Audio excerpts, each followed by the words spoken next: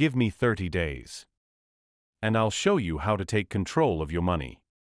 Not by earning more, but by fixing the habits that are silently keeping you broke.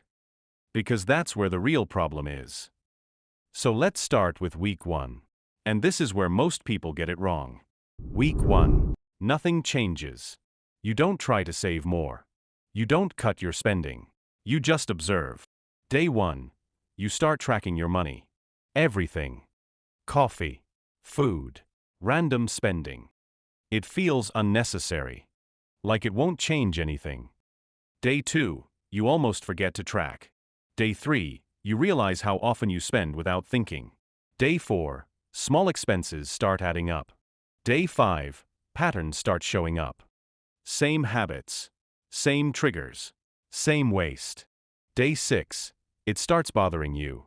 Day 7. You realize something uncomfortable. You're not broke. You're leaking money.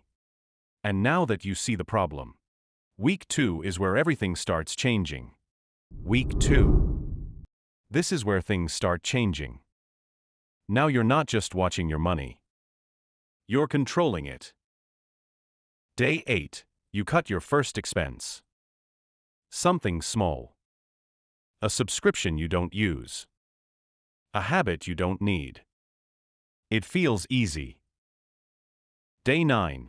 You start questioning every purchase. Do I actually need this? Or is this just a habit? Day 10. You stop spending automatically. Day 11. This is where it gets hard. You want to spend. But now you're aware.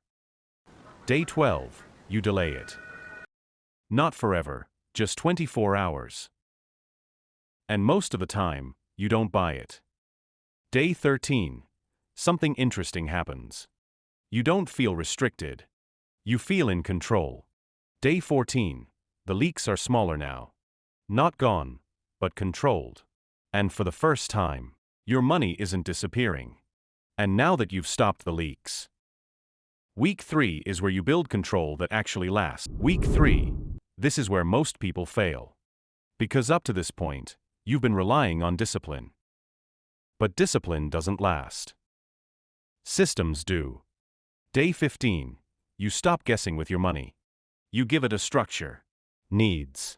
Wants. Savings. Day 16. You decide where your money goes before you spend it. Day 17. Something changes. You're no longer reacting. You're planning. Day 18. You set up your first rule. Every time money comes in, a part of it is saved first. Not later. Not if there's extra. First. Day 19. You make it automatic. You remove the decision completely. Day 20. Saving doesn't feel hard anymore. Because it's no longer a choice. Day 21. This is the shift. You're not trying to manage money anymore. Your system is doing it for you. And now that you've built control, week 4 is where your money finally starts working for you. Week 4. This is where everything connects.